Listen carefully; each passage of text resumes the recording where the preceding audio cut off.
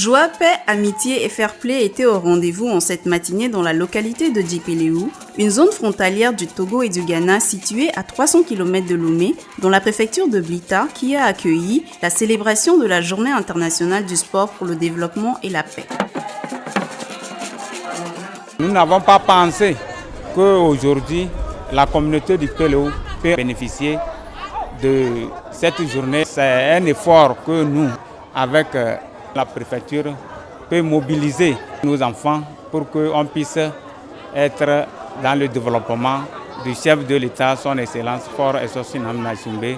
Le projet nous a séduit, étant moi-même actif dans le sport et dans l'athlétisme. J'ai un devoir de pouvoir soutenir ce projet. Et je tiens vraiment encore une fois à féliciter le ministre parce que chercher à délocaliser un événement de cette ampleur dans une province reculée, c'est vraiment aimé et apprécié par la population justement parce qu'on a vu que l'événement a eu une grande ampleur. C'est une manière aussi de dire que malgré qu'ils sont loin, on ne les a pas oubliés. Pour la première fois, le ministère du Sport et des Loisirs a décidé de célébrer cette journée placée sous le thème « Le sport pour un avenir durable et pacifique » à travers une série d'activités afin de permettre la sensibilisation de la population togolaise en général et celle de Djipéléou et ses environs en particulier. L'actualité aujourd'hui nous parle d'un peu partout des défis sécuritaires qui minent donc notre sous-région, à savoir le terrorisme, l'extrémisme violent, la déperdition scolaire, les grossesses en milieu scolaire. Tout cela ne font que retarder le développement. Donc c'est pour ça qu'autour du thème aujourd'hui qui a été choisi par l'Assemblée générale des Nations unies, nous nous sommes dit qu'il faut dès à présent porter cette information donc, à tous les citoyens togolais pour que nous œuvrons tous ensemble pour la paix et le développement. Et le sport constitue donc un moyen privilégié pour la réalisation donc, de cet objectif. Djipéléou a été choisi pour ses zones en altitude, facilitant les activités sportives et sa communauté riche en jeunes passionnés dès l'enfance par le sport. Pourquoi Djipéléou? C'est par rapport au fait qu'il y a les reliefs, vous regardez que le relief est particulier et que par rapport à ce relief où il y a beaucoup plus de montagnes et beaucoup plus de dénivellation, les personnes vivant ici développent des capacités innées à la résistance, à pouvoir très bien faire le sport dû au climat. Les habitants du canton ont accueilli les représentants de l'État et les invités avec effervescence.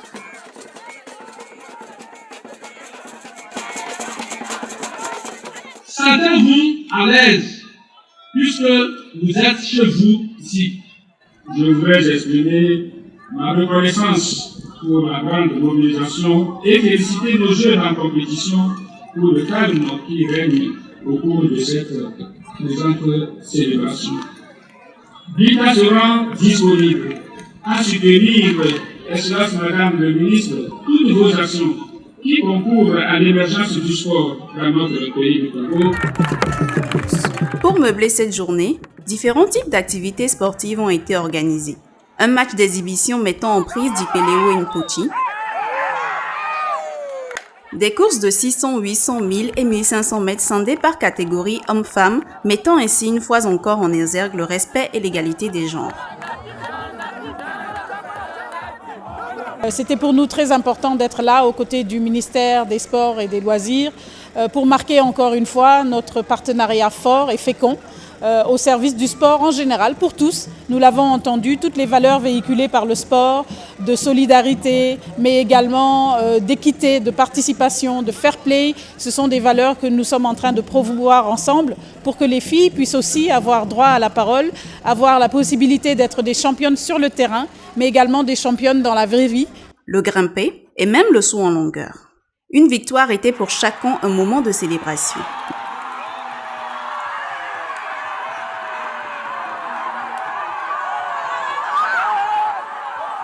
Les gagnants ont été récompensés au cours d'une cérémonie ce qui a valu la détection de nouveaux talents qui porteront haut plus tard le flambeau dans le domaine sportif et athlétique togolais. Des dons d'équipements sportifs comme des poteaux métalliques de foot, des cordes pour grimper, un sautoir en longueur et d'autres matériels ont été aussi faits à toute la localité. Les populations de Djikpelou et de ses environs ont été sensibilisées sur les notions de paix et de cohésion sociale à travers une déclamation poétique. Les valeurs du sport telles que le respect, l'amitié, l'excellence, le fait favorise le sentiment d'appartenance et l'harmonie entre les peuples.